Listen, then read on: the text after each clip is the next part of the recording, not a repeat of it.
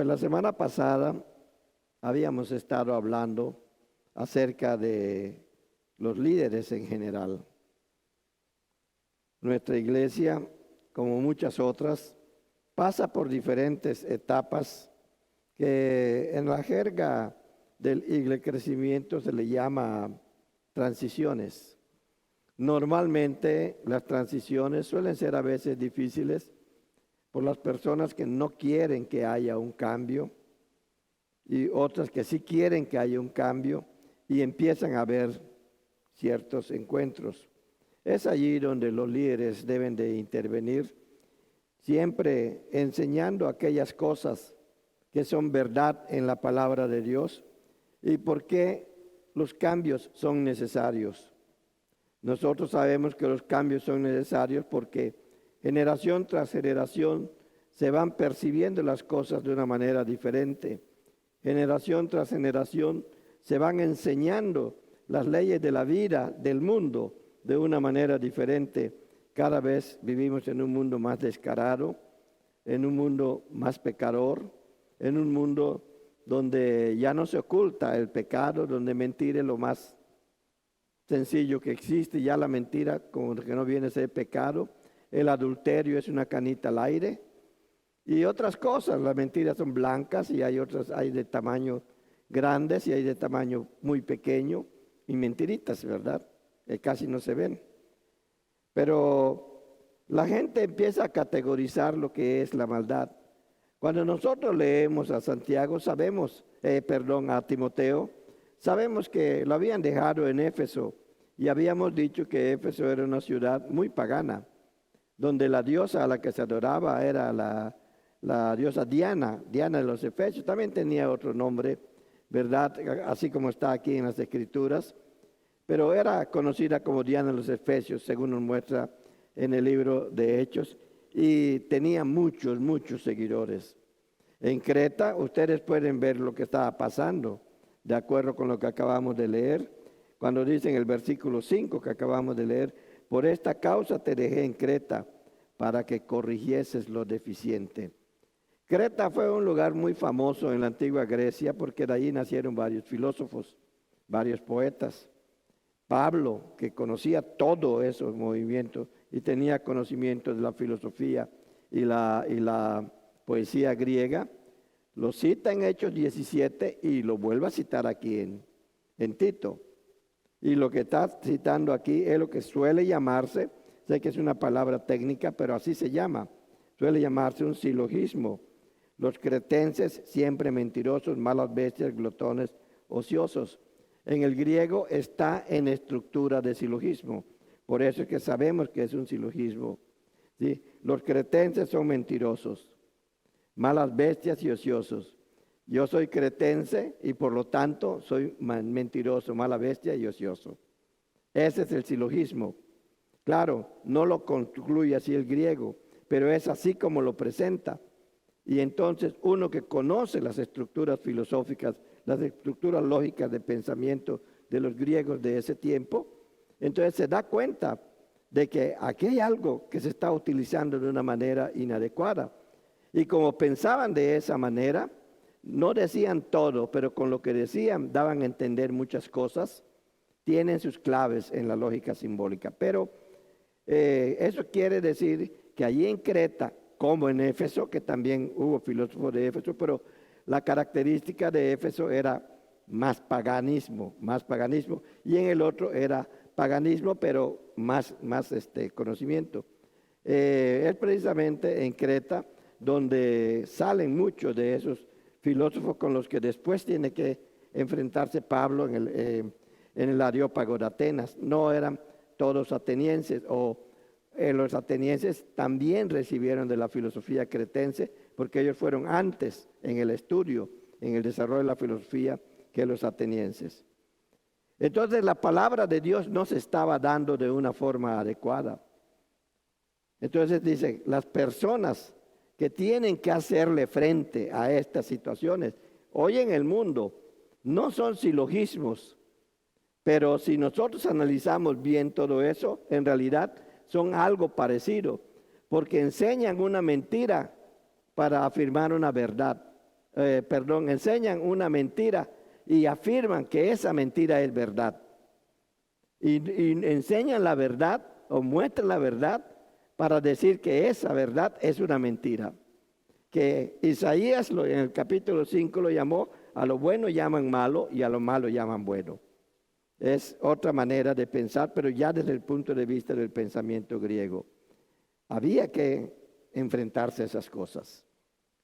Por eso es que se pide de todas estas personas, como veíamos la semana pasada, que se escogiesen a personas que se preparen adecuadamente para hacerle frente a esas situaciones de ese tiempo.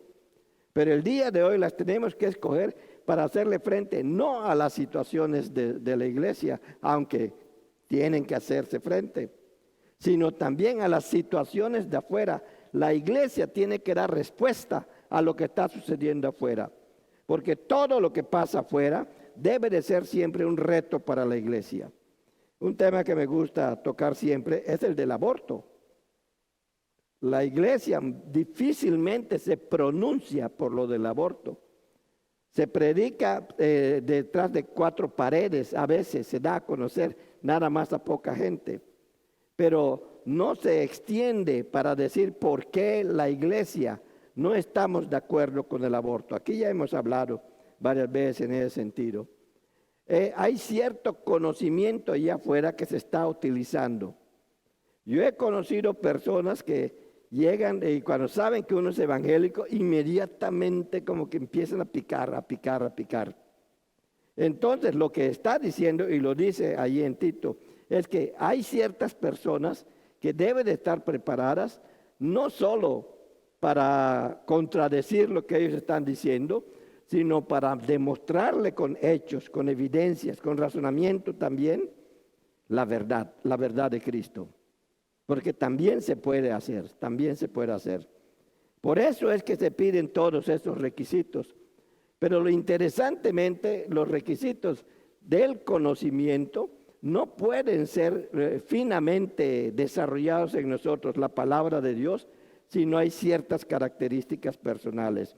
Habíamos dicho que las personas tenían que ser irreprensibles, maridos de una sola mujer, que sean hospitalarios y que tengan un buen gobierno sobre su casa, y con eso terminamos.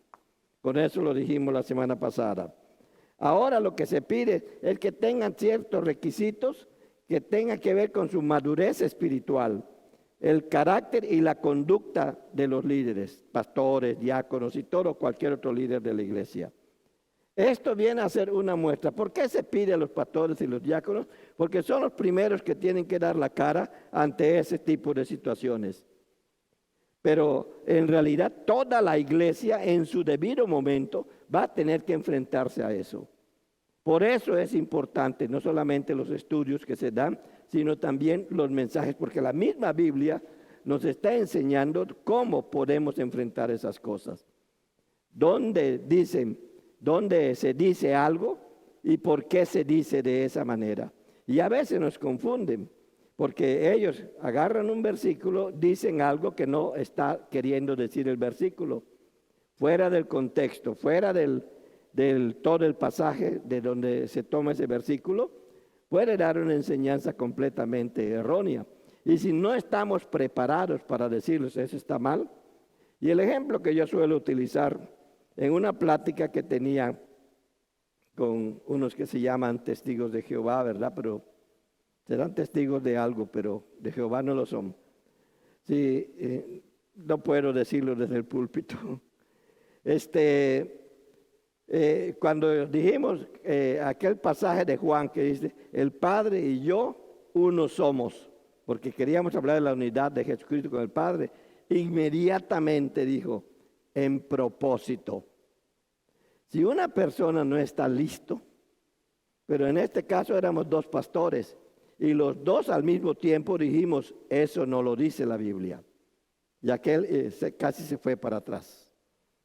Y después para demostrarles que Dios está hablando, Jesucristo es Dios, nos fuimos a Éxodo 3:14 y luego fuimos a Juan capítulo 8, en griego.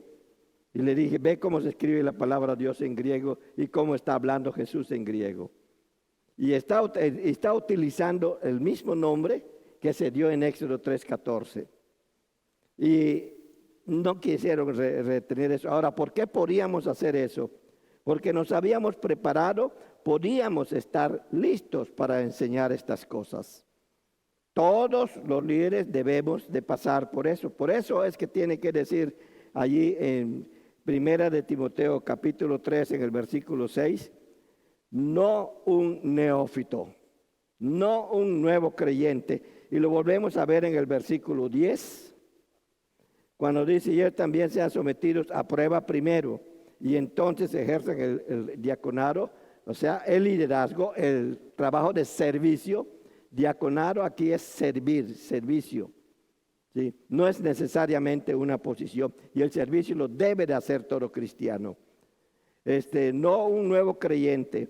¿Por qué ocurren estas cosas? Uno, porque si no puede contestar, lo van a desanimar de tal manera que no va a querer regresar a la iglesia. Y si logra contestar y no es una persona madura en la fe, se va a envanecer. Ven, yo sí sé. Yo sí sé, pregúntenme a mí. Estoy exagerando un poco, pero suele ocurrir el envanecimiento de las personas. Es por eso que piden que no sea un nuevo creyente. ¿Y por qué es importante que no se envanezca? Por el conocimiento que Dios le da en el momento en que tiene que dar una respuesta. Es importante porque detrás de la respuesta que usted da, debe de darle a esa persona un mensaje del Evangelio. Debe de decirle, Cristo es el que me da a conocer estas cosas. ¿Por qué? Porque Cristo es la verdad. Y enseñarle eso a alguna persona tiene que ver con nuestro testimonio. ¿Por qué los griegos buscaron el concepto de la verdad en un montón de lugares y no lo buscaron en la Biblia? Porque para los griegos la verdad tenía que ver con la capacidad de razonar que uno tenía y de ver todas las cosas. Entonces, el razonamiento me llevaba a interpretar bien esas cosas. Entonces, cada vez que yo veía una cosa parecida a esa, era de la misma naturaleza. Por lo tanto, es verdad. Mientras que en el cristianismo, el mismo Jesucristo nos dice que la verdad no es un sistema de pensamiento, no es una estructura mental, no es un razonamiento lógico sobre algo. La verdad es una persona. Por eso es que muchos hemos pensado que cuando Pilato le pregunta a Jesucristo, ¿y qué es la verdad? Jesucristo se queda callado, porque la pregunta no era para conocer, sino era para cuestionar. El espíritu de la verdad, de esas palabras que hay en el Evangelio, dicen que Pilato no quería conocer la verdad, quería discutir acerca de la verdad, porque eran discusiones de mesas. Y hay grupos hasta el día de hoy que tienen ese tipo de discusiones, y se los digo porque los he conocido. Entonces, no un nuevo creyente, porque además de dar a conocer la verdad, tiene que dar a conocer que esa verdad es el Evangelio de Jesucristo, es Jesucristo mismo. Toda discusión, y en términos teológicos decimos toda apologética, debe de tener un fin evangelístico. ¿Cómo llevar a esta discusión que estoy teniendo con alguien acerca de las últimas cosas?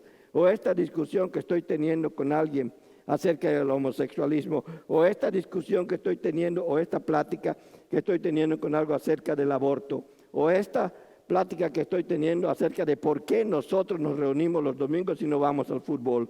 ¿Por qué nosotros, cómo puedo yo convertir esa? Le voy a dar a conocer una verdad. ¿Cómo lo puedo convertir en un mensaje evangelístico? Un neófito no lo va a poder hacer.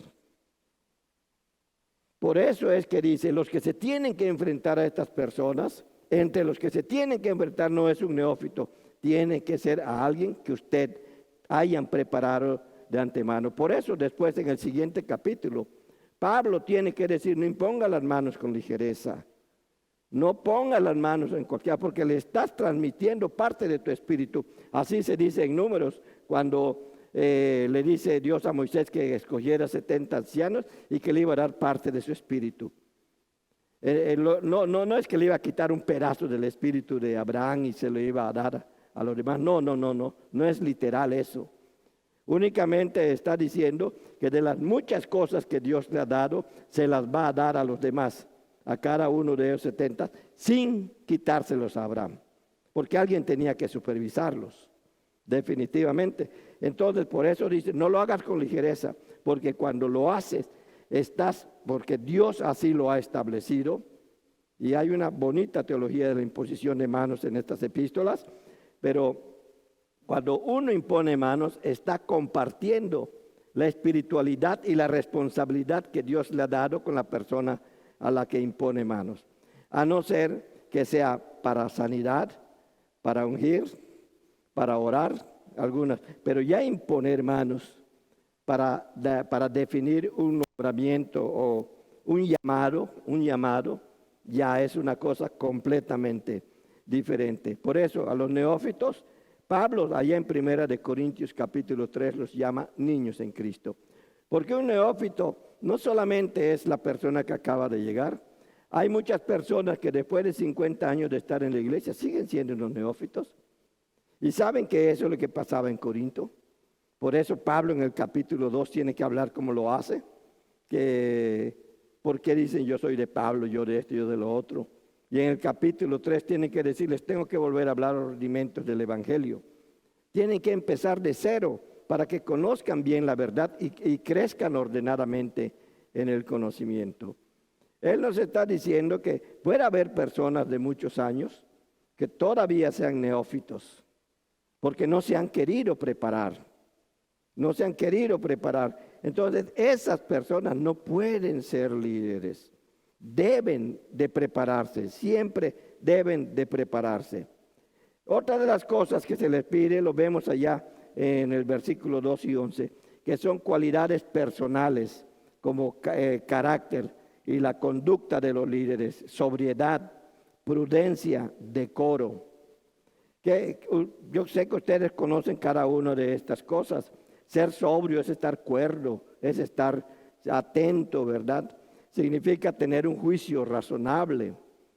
Naturalmente que un juicio razonable te lleva a ser prudente. Y un juicio razonable no lo puedes tener si no conoces bien la situación. No puedes tener un juicio razonable de algo, de una computadora, si no conoces la computadora. No puedes tener un juicio razonable de la contabilidad si no conoces la contabilidad. No puedes tener un juicio razonable sobre la etiología de una enfermedad porque no conoces la medicina. Entonces, para que tengas un juicio razonable, necesitas conocer aquello sobre lo que vas a emitir un juicio. Y eso es lo que se está pidiendo, que tengas la sobriedad, que es tener un juicio razonable. Es cuerdo, y además eso te lleva a ser prudente. Se refiere a alguien que tiene mente sana, que es discreto, es decir, que tiene completo dominio sobre sus pasiones y deseos. Muchas veces uno de los problemas que tienen algunas personas cuando son nombrados líderes, que no tienen control sobre sus pasiones y deseos. Y no lo sabemos hasta que los vemos cometer alguna situación, o los vemos caer en alguna situación completamente desagradable. Usualmente son situaciones morales. Y las situaciones morales incluyen la mentira, la murmuración, incluyen las relaciones sexuales ilícitas, las no permitidas.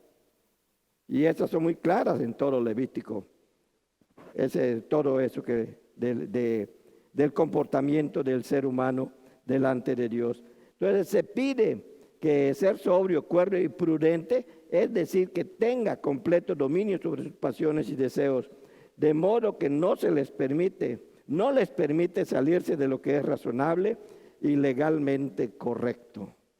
Cuando dice legalmente correcto, tiene sustento bíblico y también tiene sustento de la ley de Dios.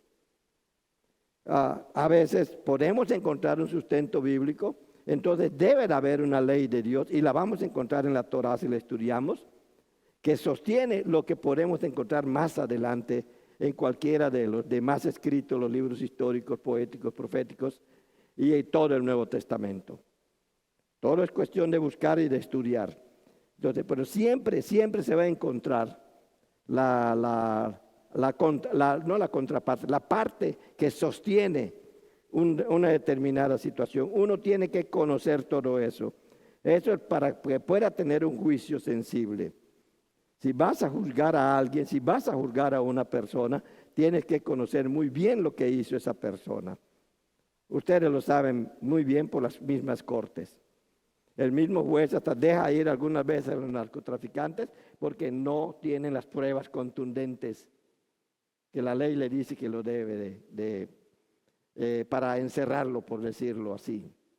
No tiene, o se elaboró mal un principio, es decir, no se hizo bien lo que es la acusación. Entonces no tiene las pruebas suficientes, entonces los dejan ir. Entonces una persona que es sobria, que es cuerda, tiene los elementos en la mano para sostener una idea. Y una cosa muy interesante es que cuando ya se refiere al Evangelio de Jesucristo, hermanos, hermanas, nosotros tenemos todas las herramientas a la mano para ser sobrios y prudentes con lo que Dios ha establecido y con nuestro mismo comportamiento y la manera como debemos de tratar a las demás personas. Eso es lo que se está pidiendo. ¿Por qué se pediría esto?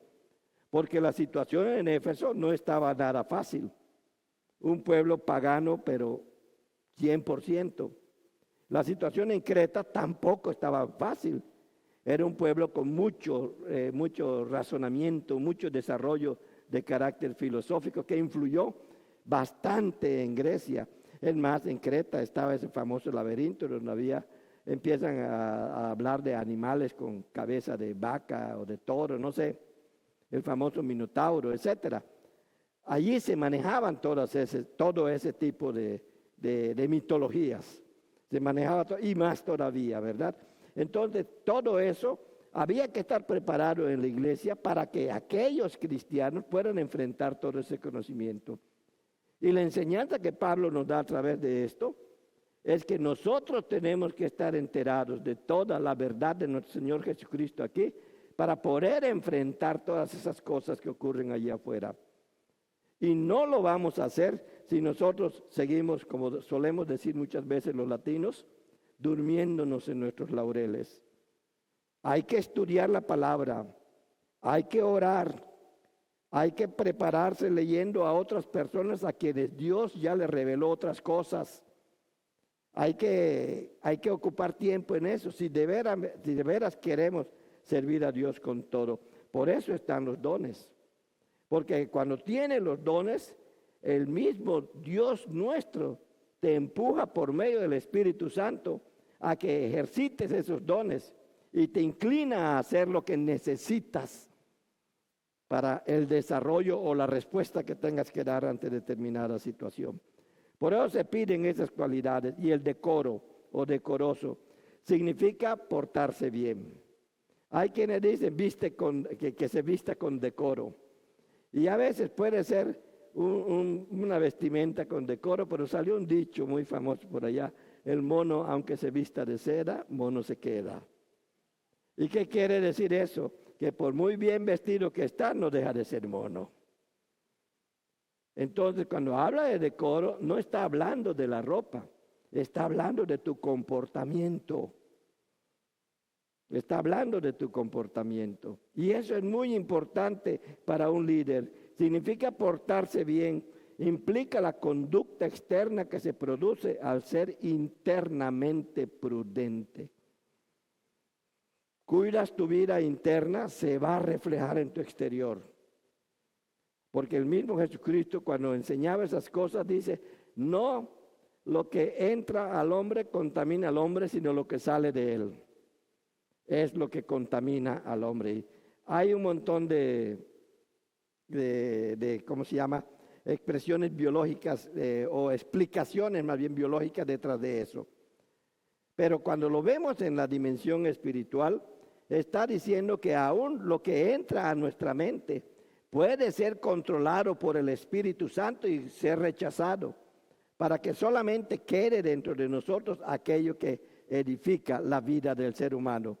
Y como esto se manifiesta a través de los dones, no solamente edifica tu vida, sino que edifica la vida de otros. Y tu vida también se siente edificada por los dones de otros que están aplicando a tu alrededor. Por eso existe la coinonía. Por eso es que Dios quiere que estemos juntos. Por eso es que Dios busca la unidad en nosotros. Y esa debe de ser la preocupación del líder. Él sabe que la única manera en que se edifique cada uno de nosotros es con la coinonía. Es cuando estamos juntos. Es cuando nos reunimos para adorar a Dios. Es cuando nos reunimos para estudiar lo que Dios nos ha dejado. Es cuando nosotros nos reunimos para cantar, para glorificar el nombre de Dios utilizando los talentos que Él nos ha dado. Entonces, es allí donde nosotros podemos purificar nuestro interior. Y la prudencia aquí viene a significar eso. Debemos tener mucho cuidado con lo que entra en nuestra mente. Debemos tener mucho cuidado con lo que entra en nuestra mente. Tu ropa puede ser la más sencilla del mundo. No es tu ropa la que te hace cristiano. Es tu corazón convertido completamente a Cristo. Es tu corazón limpio por la sangre de nuestro Señor Jesucristo. ¿Están de acuerdo o no? Pensé que ya les había dormido. Sí, es eso lo que realmente debe de buscar uno y también debe de provocar uno en los demás. De un corazón limpio, pero tiene que empezar conmigo. Recordemos aquel salmo que dice, Señor, ¿quién entrará a tu lugar santísimo? Que siempre lo entendemos como el reino de Dios, el limpio de manos y puro de corazón. El limpio de manos porque no ha cometido un pecado físico. Y puro de corazón porque no ha cometido pecados mentales, como los malos pensamientos en contra de alguien, te enojas contra alguien y tus pensamientos te traicionan, ¿verdad? Etcétera. Entonces, uno debe de vivir con decoro. Y el decoro significa estar cuidando nuestra vida interior. Y nuestra vida interior solamente puede mantenerse limpia después de que Cristo la ha limpiado. Solo puede mantenerse limpia con la presencia del Espíritu Santo. Es a eso lo que después llamaríamos, como Pablo lo hace, llenura del Espíritu Santo. Pero también dice con aptitud de enseñar. Y hay quienes piensan, es que enseñar es que yo agarre un libro y que yo empiece a escribir bonito ya en el pizarrón, como hoy lo hacía la maestra, ¿verdad? Y que empiece la gente, qué interesante esto, te provoca la discusión y todo. Pues ¿sabes qué? Solo con tu caminar estás enseñando un montón de cosas. De repente me empiezo a ver en diferentes noticieros, en diferentes lecturas que yo hago en el mundo actual, que existe la famosa interpretación neurolingüística. Tal vez lo estoy nombrando mal, no lo recuerdo bien, porque no la estudié, solamente la vi. Donde empiezan a interpretar los movimientos de tal persona. Está diciendo una cosa, pero sus movimientos dicen otra. Entonces dice, miren, él dijo que ama a su amigo, pero mira, tiene el cuchillo en la mano derecha ya dispuesta a clavársela. Y lo vemos allá. O si no tiene el cuchillo, los gestos que haces como que le quiere hacer daño. ¿Sí? Entonces, no es lo que dices. No es lo que dices y no es lo que sale de tu cerebro. Enseñar también es eso, pero no es solo eso. Enseñar es la manera como tú expresas todo lo que son tus movimientos.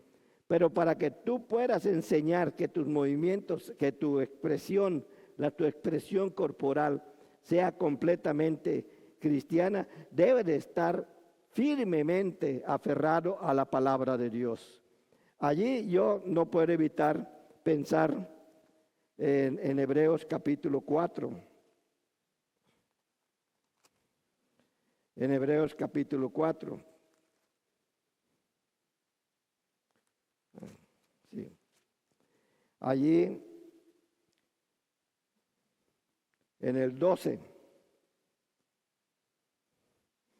En el 12. Cuando nosotros estamos en cualquier situación, La Biblia nos dice que la palabra de Dios es viva y eficaz y más cortante que toda espada de dos filos. Penetra hasta partir el alma y el espíritu, las coyunturas, los tuétanos, y discierne, óiganlo bien, y discierne los pensamientos y las intenciones del corazón. Discierne las intenciones de tu mente. Estás a punto de hacer algo, ven a la palabra. Compártela con tus hermanos. Ve lo que dice la palabra. ¿La estoy interpretando bien? ¿Será que esto me está diciendo lo contrario a lo que tú me estás diciendo? ¿O yo estoy utilizando mal esta parte? Todo eso tiene que verse en aptitud para enseñar. Porque cuando yo hago esto lo hago yo conmigo o con alguien con el que yo le tengo confianza. Entonces, cuando yo ya he aprendido, mis comportamientos van a ser como que soy de esos. Y yo lo aprendí cuando yo entrenaba con otros amigos, ¿verdad? Básquetbol. Primero que eran cuadrados de aquí de los hombros, ¿verdad? Altos y todos así. Y cómo caminan, como picando el balón, ¿verdad? Caminan picando el balón. Pero esa es la forma, e inmediatamente dice uno, ese es un basquetbolista. Si ve a otro como caminando así bien fuerte, ese juega fútbol. O si ve a otro como que ya se ponen a pensar. Ya saben que es béisbol, softball, todo eso, ¿verdad? Etcétera. Según lo que practicas, según lo que aprendes, según lo que metes en tu vida, es lo que enseñas. No solamente el conocimiento, según lo que metes. Metiste la palabra de Dios, ¿qué crees tú que vas a enseñar cuando caminas? ¿Qué crees que vas a enseñar cuando te enfrentan a una situación y tú dices, eso no? ¿Qué crees? ¿Te van a atacar? Sí, te lo van a hacer. Y lo van a hacer de la manera más cruel que puedan, porque intentan lastimar. Pero si tú vas siempre a la palabra de Dios, de lo que esas personas están haciendo. Hace poco estuvimos de vacaciones en Mérida, mi esposa y yo, y empecé a ver amigos más pequeños que yo, pero que se veían más viejos que yo. Y hasta me dicen, oye, de veras que Estados Unidos te mantiene joven, ¿no? Y no es Estados Unidos. No es Estados Unidos. Hay otras cosas. A mí lo que me mantiene joven es la palabra de Dios. Amén. A usted también le va a mantener joven la palabra de Dios. Cuando tú enseñas eso, tienes aptitud para enseñar. Y todo líder debe de tener cuidado en eso. Que no seas la persona que dice creer en Jesucristo, pero que sus hechos demuestren lo contrario. Y es exactamente lo que le decía a Tito, Pablo. Porque hay engañadores que dicen una cosa y hacen otra. Lo dicen, tratando de engañar, y logran engañar a muchos. Pero al que conoce la verdad, no lo logra engañar. Entonces, debe de tener aptitud para enseñar. Y una última situación, los requisitos para con los de afuera. ¿Cuál debe de ser un requisito de un líder, pastor, diácono, etcétera? Debe de ser requisitos para con los de afuera, un buen testimonio. 1 Timoteo capítulo 3, versículos 7, 8 y 9. Porque allí es donde habla de que se debe de tener un buen testimonio con todos ellos. Ahí está. 7, 8 y 9. Ahí vemos. También es necesario que tenga buen testimonio de los de afuera, para que no caiga en descrédito y en lazo del diablo. Lo que debe de tener mucho cuidado, usted no va a evitar que otros digan cosas de usted. Usted no va a evitar que se digan cosas. Pero no olvide esto. Hay un versículo en el capítulo 7 de Mateo que dice, bienaventurados sois, y lo dice el mismo Señor Jesucristo, cuando dijeren mal de vosotros, mintiendo. Quiere decir que Dios te cuida contra aquellos que te quieren hacer daño a través de la mentira. Por eso, cristiano, ten mucho cuidado de cómo hablas de tu hermano. Y a estos que me ven también por el internet, ten mucho cuidado de la manera en que te refieres a tu hermano, independientemente de quién sea este. Porque la Biblia nos muestra que Dios tiene cuidado de aquella persona que está andando correctamente en los caminos del Señor. Porque si se dice algo que no es verdad, allí hay una mentira y Jesús tiene muy fuerte la condena para aquellos que practican la mentira, aunque sea una mentirita muy chiquitita, ¿no? Entonces, es importante el buen testimonio.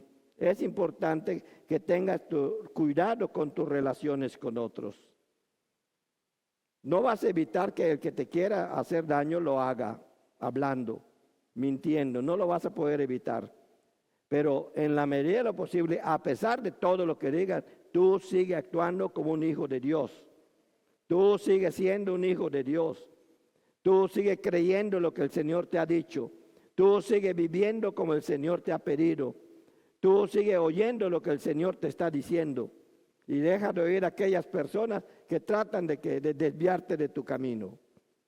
Porque el líder es allí donde entra el famoso factor de la integridad.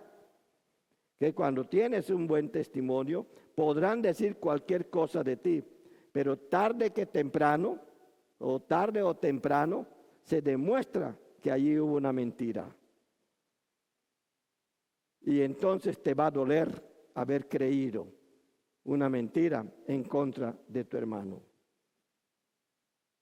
Y no tienes que pasar por eso. Lo que te dice el Señor es que siempre cuides tus relaciones, siempre cuides tus relaciones.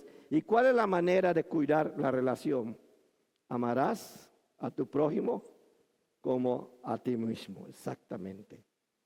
Esa es la manera de cuidar la relación. Esa es la manera. Si yo hablo mal de ti, estoy demostrando que yo no te amo. Si yo hablo mal de cualquiera de mis hermanos o hasta de mi esposa, estoy demostrando que yo no la amo. Eso quiere decir que no estoy teniendo cuidado de mis relaciones. Porque si no tengo cuidado de mi relación con mi prójimo, no voy a tener cuidado de mi relación con Dios. Aunque me digan, es que yo oro todos los días, toda la noche y 24 horas al día. Yo sí sigo orando sin cesar. Aunque diga eso, pero ¿cómo te llevas con tu prójimo? Estás dando mucha información por la manera como te relacionas con tu prójimo. Cuidadoso en sus relaciones económicas. Hay personas que son duros para dar. Son duros para dar. Había un pastor allá en México que decía, yo les digo a los que van a bautizarse, mete tu billetera contigo, pero se va a mojar, de eso se trata, también la bautizamos. Y que se bautice con toda la billetera, ¿verdad? Para que sea cristiana también la billetera. Él bromeaba de esa manera, ¿verdad? Bromeaba de esa manera, pero tiene sentido porque dice, hay algunos que tienen la billetera así, ahora sí, sumérgeme, pero no se sumerge esa parte, ¿no? Eran las bromas que él hacía, muy lindas. Debemos tener cuidado con nuestras relaciones económicas. Muchas veces, y yo lamento mucho eso, que en los lugares donde estudian los pastores no les enseñan economía. No les enseñan que la Biblia tiene muchos sistemas económicos que el mundo ha aprovechado y nosotros los cristianos los hemos desaprovechado. ¿Sí?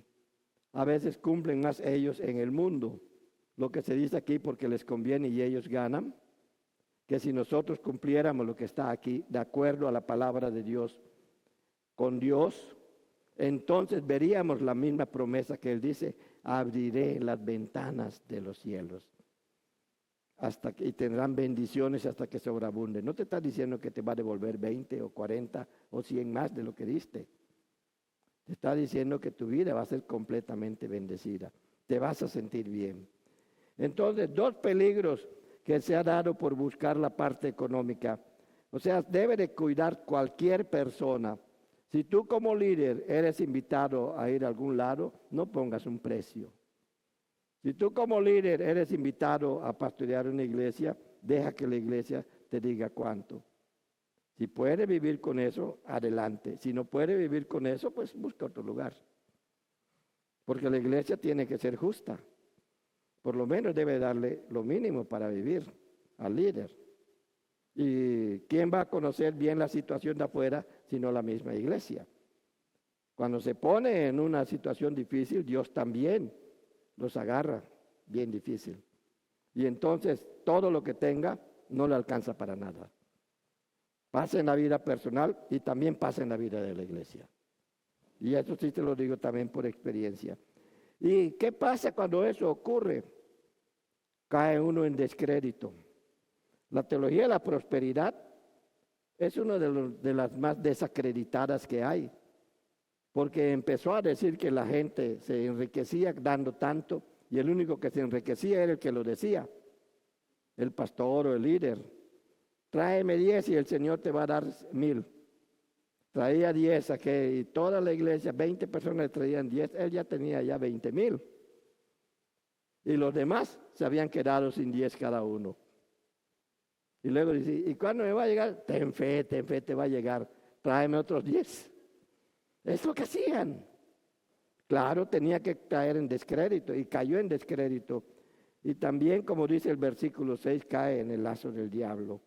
Porque cuando se hacen esas cosas, cuando no se tiene buen cuidado de las economías, tanto en la iglesia como personales, cae en lazo del diablo.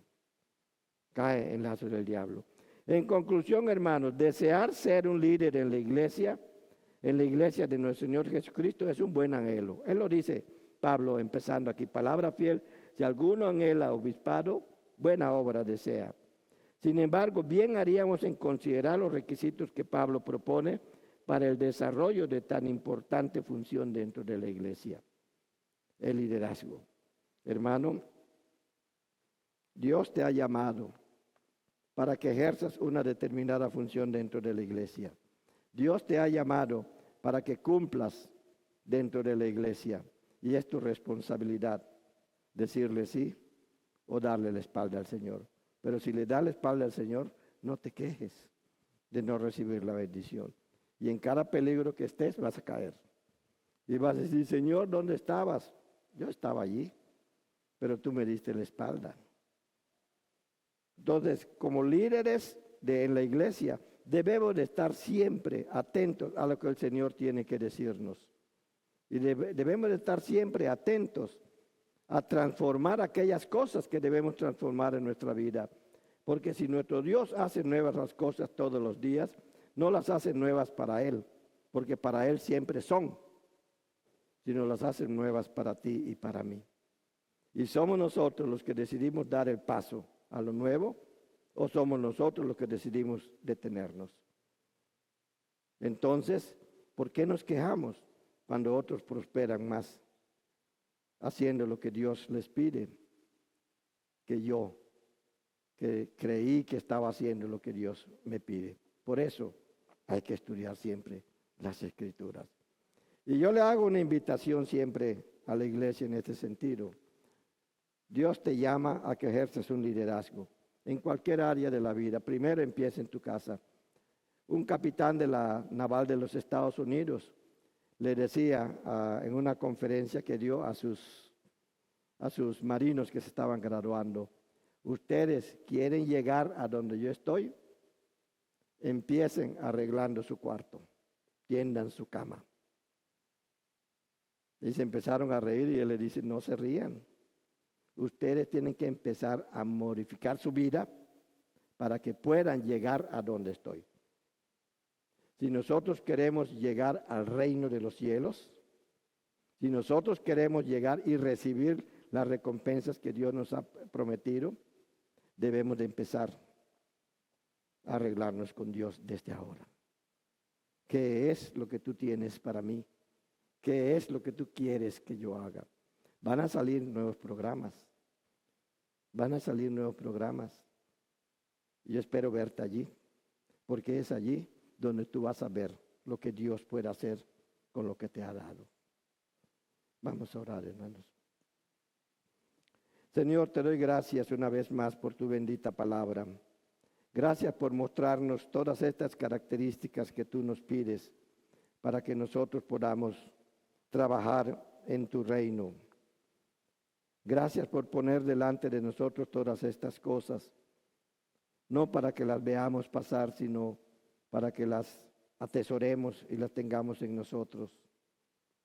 Y que todo lo que hagamos, Señor, solo honre y glorifique tu nombre en nuestro trabajo, en nuestro estudio, en el salón de clases, en cualquier lugar donde estemos, Señor, caminando, comprando en el mercado o en cualquier lugar, cualquier centro comercial, en donde sea, Señor, que se note que tú estás con nosotros y que no solo tienes cuidado de nosotros, sino que nuestra propia vida, nuestro propio andar, nuestro mirar, los momentos que buscamos para orar y que otros pueden ver, Señor, como en un restaurante, en la comida, todos esos momentos solo muestran tu presencia, Señor.